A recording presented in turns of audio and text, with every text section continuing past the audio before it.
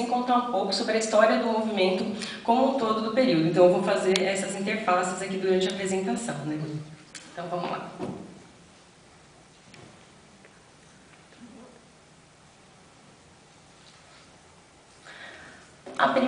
O primeiro registro que a gente tem de estudantes de medicina se organizando na história é em Salvador, né? A gente tem a primeira escola de medicina fundada em 1808, com a vinda da corte portuguesa aqui para o Brasil, lá na Bahia, né? A Escola de Medicina da Bahia, que hoje é a Federal da Bahia.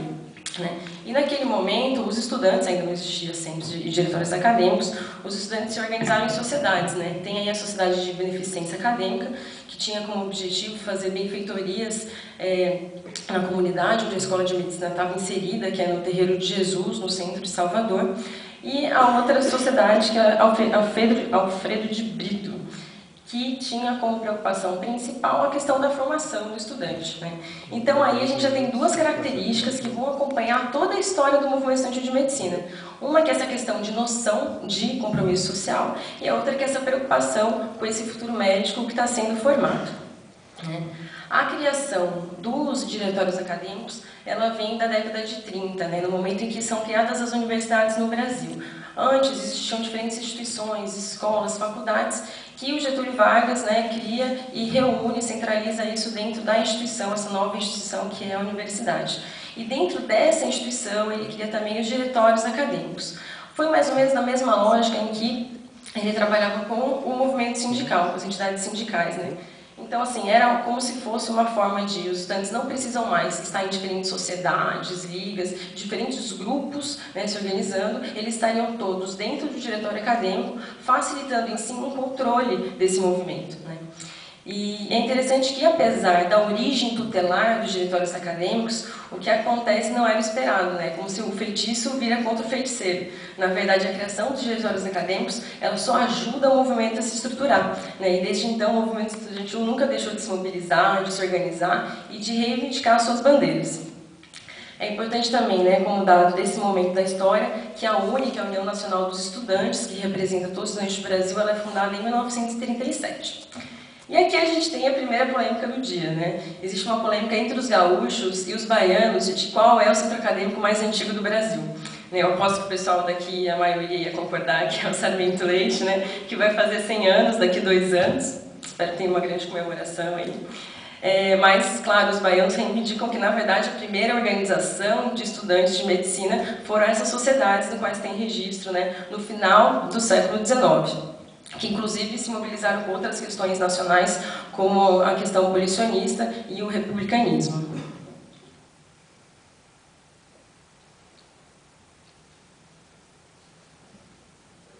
Então, assim, da década de 30, indo agora para o final da década de 50, começo da década de 60, é um momento onde o movimento estudantil de medicina, o movimento estudantil geral agora, o movimento estudantil geral, ele começa a formular de forma mais intensa, mais concisa e mais aprofundada o seu conceito de universidade.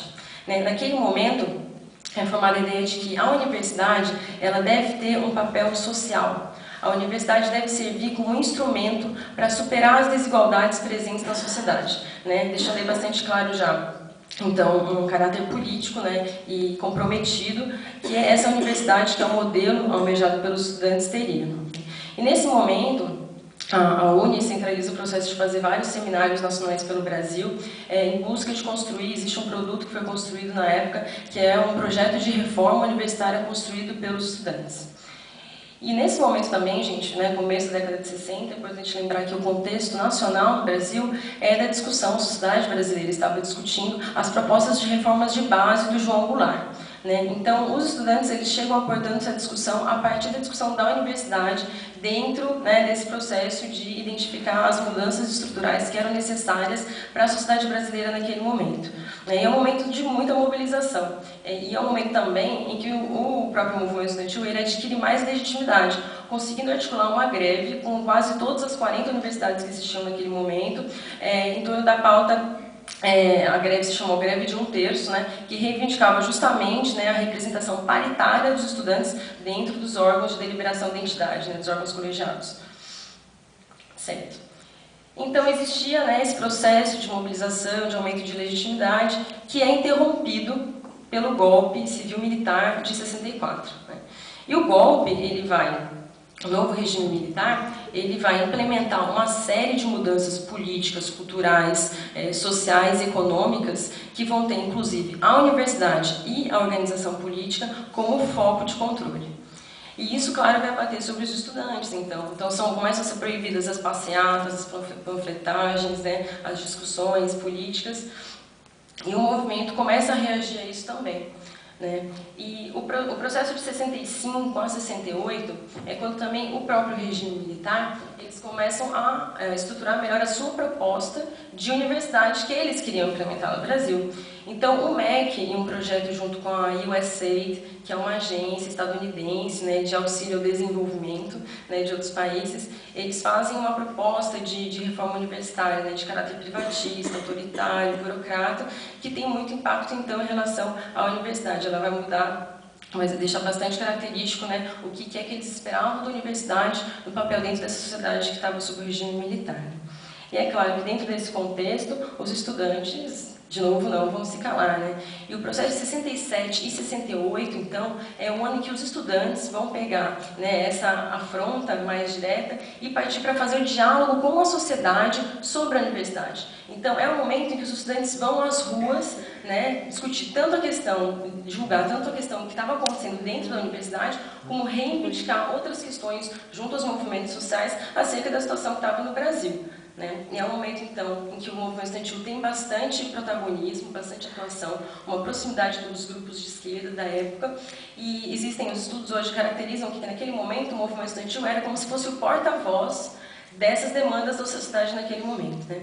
Então vocês vão ver que toda vez que a gente mostra fotos, imagens especiais sobre o movimento estudantil, né, da ditadura, vão ser fotos do ano de 68. O ano de 68 é cheio, né, de mobilizações, não só aqui no Brasil, inclusive. Mas ele já começa com a questão do assassinato do Edson Luiz, que era um estudante secundarista no Rio de Janeiro. Né? Teve uma mobilização por um restaurante, era uma espécie de restaurante popular, né, que tinha aumentado o preço. Aí os estudantes secundaristas foram lá, né, reivindicar que estava ficando muito caro, e aí o Edson Luiz foi baleado. Então, assim, foi, digamos, ficou conhecido, né, como o primeiro cadáver do regime militar, o estudante que estava simplesmente pedindo para ter comida mais barata. Né? E isso, vocês imaginam que é como tacar gasolina no fogo, né? E o processo continua. E aí existia também um outro evento que aconteceu hoje, né, chamado UFRJ, mas era a Faculdade Nacional de Medicina, em que o movimento estudantil como um todo estava lá se articulando para as próximas atividades, para as próximas passeatas, e aí a polícia invade a Faculdade de Medicina, quebra tudo, leva os estudantes, e ficou conhecido como o episódio do massacre da Praia Vermelha. Praia Vermelha é o nome do campus, né, é uma região do Rio de Janeiro na qual ficava localizada a Faculdade Nacional de Medicina. E aí o próximo grande evento de 68 é uma das maiores passeatas que, né, existiram na história do Brasil, a passeata dos 100 mil, em que o movimento estudantil, junto com outros movimentos, com os trabalhadores, com atores, com artistas, com a igreja, vão à sociedade também reivindicar, né, mais democracia, reivindicar, fazer uma oposição ao regime militar. Que, inclusive, essa foto, né, famosa, abaixo a ditadura, o povo no poder, é dessa mobilização, a passeata dos 100 mil. Ela é um marco do ano de 68. Né?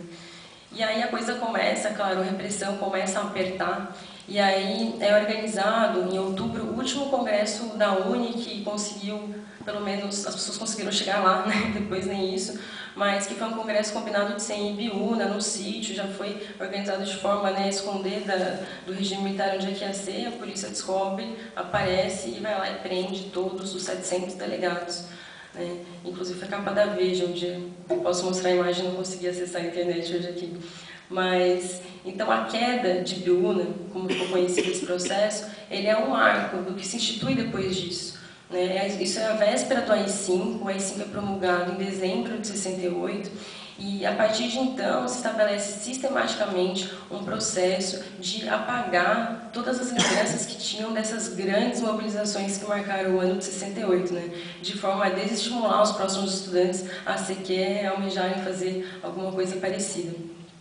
E isso, né, quando a gente vai pesquisar sobre história, é até complicado, assim, né? Isso realmente foi completamente desestimulado. E aí, enfim, o AI-5 estabelece de vez, né, evita todas as possibilidades que tinha de se articular dentro da sociedade. Então,